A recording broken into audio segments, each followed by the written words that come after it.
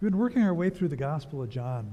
And what John likes to do is give us these in-depth encounters with people and then teach us something from that. So remember back a month and a half ago, we sort of started this process. And a guy came to Jesus in the middle of the night, a Pharisee named Nicodemus. We went on, we encountered a woman at the well. Then the next week it was a man who was born blind. And then a friend who had died, but then was brought back to life again. Through these encounters, we experience something of who Jesus is. Today the focus is going to be on one of the disciples whose name was Peter. But in order to catch up, we're jumping about 5 chapters in the Gospel of John from where we left off when we had the raising of Lazarus. But that raising of Lazarus was sort of this last straw for the Jewish leaders. They said, now Jesus needs to die. It's a matter of national security, right? So Jesus knows if he goes back to Jerusalem again, it will be to his death. But that's what he does. He gathers back with his disciples. He brings them together for one final meal to share together.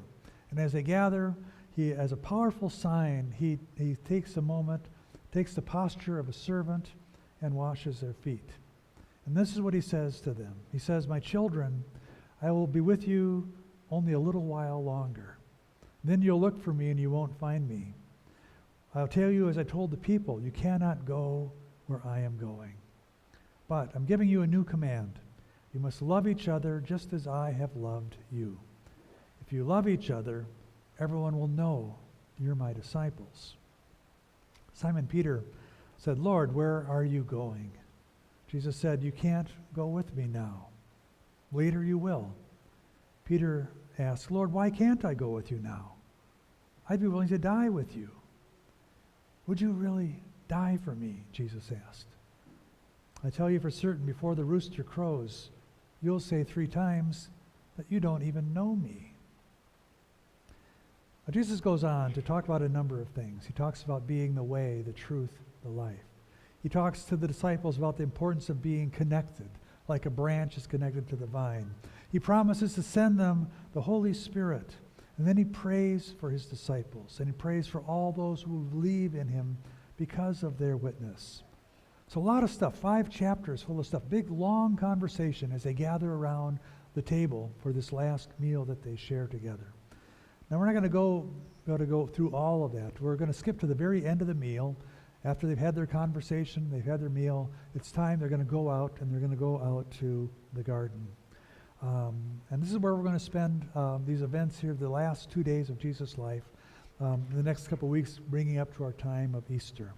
So we're going to pick up with chapter 18 from the Gospel of John. Again, we're going to use our little video translation, which is the Good News the Good News version, but just simply put to images as well.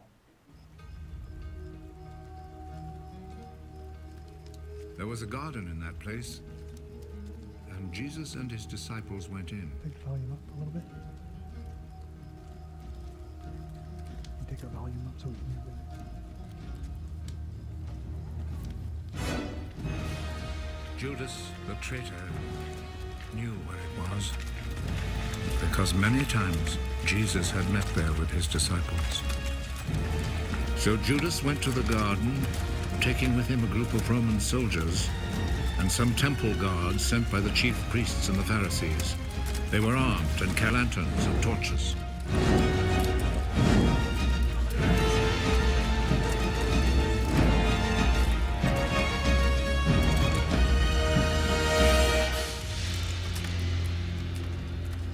Jesus knew everything that was going to happen to him, so he stepped forward and asked them, "Who is it you are looking for?" "Jesus of Nazareth." Judas the traitor was standing there with them when Jesus said to them, "I am he." They moved back and fell to the ground.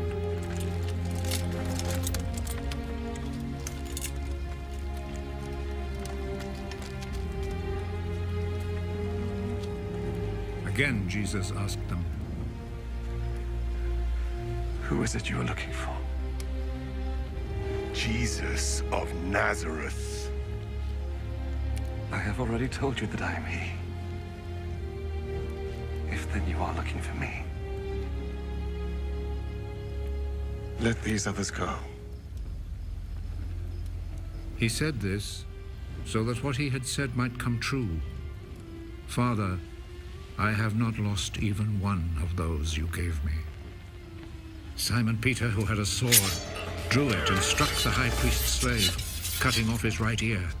The name of the slave was Malchus. Put your sword back in its place. Do you think that I will not drink the cup of suffering which my father has given me?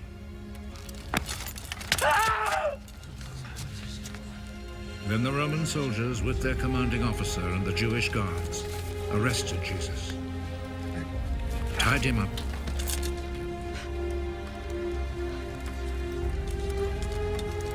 and took him first to Annas. He was the father-in-law of Caiaphas, who was high priest that year. It was Caiaphas who had advised the Jewish authorities that it was better that one man should die for all the people.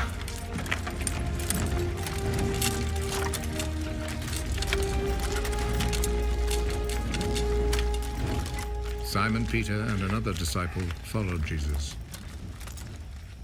That other disciple was well known to the high priest, so he went with Jesus into the courtyard of the high priest's house, while Peter stayed outside by the gate.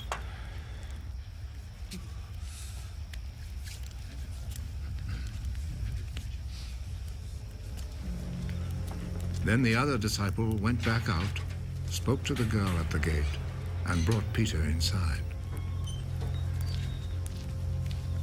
Aren't you also one of the disciples of that man? I'm not. It was cold, so the servants and guards had built a charcoal fire and were standing around it warming themselves. So Peter went over and stood with them, warming himself. The high priest questioned Jesus about his disciples and about his teaching. Jesus answered, I have always spoken publicly to everyone. All my teaching was done in the synagogues and in the temple where all the people come together. I have never said anything in secret. Why then do you question me? Question the people who heard me. Ask them what I told them. They know what I said. How dare you talk like that to the high priest?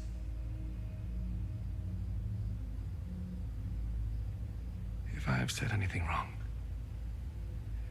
tell everyone here what it was. But if I am right in what I have said, why do you hit me? Then Annas sent him, still tied up, to Caiaphas, the high priest. Peter was still standing there, keeping himself warm. So the others said to him, Aren't you also one of the disciples of that man? No, I am not. But Peter denied it. One of the high priest's slaves, a relative of the man whose ear Peter had cut off, spoke up. Didn't I see you with him in the garden? No. And at once, a rooster crowed.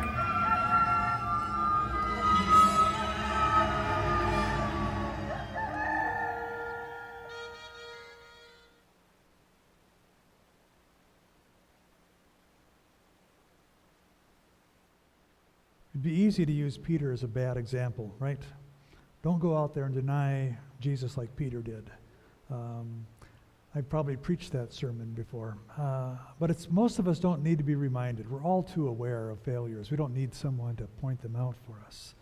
And I don't think that's really the point here at all. I think this is more about Peter, this leader, the best of the disciples, and the struggles that he has. And if he struggles, I realize I'm in good company. The point is that Peter's failures are not the things that define who he is. I think Peter responded in a way that probably most of us would. We all have moments of weakness or self-interest or poor choices or times where fear just takes the upper hand in our lives.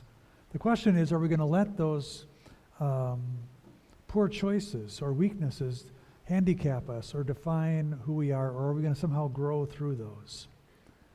at the end of chapter 18, Peter is in despair.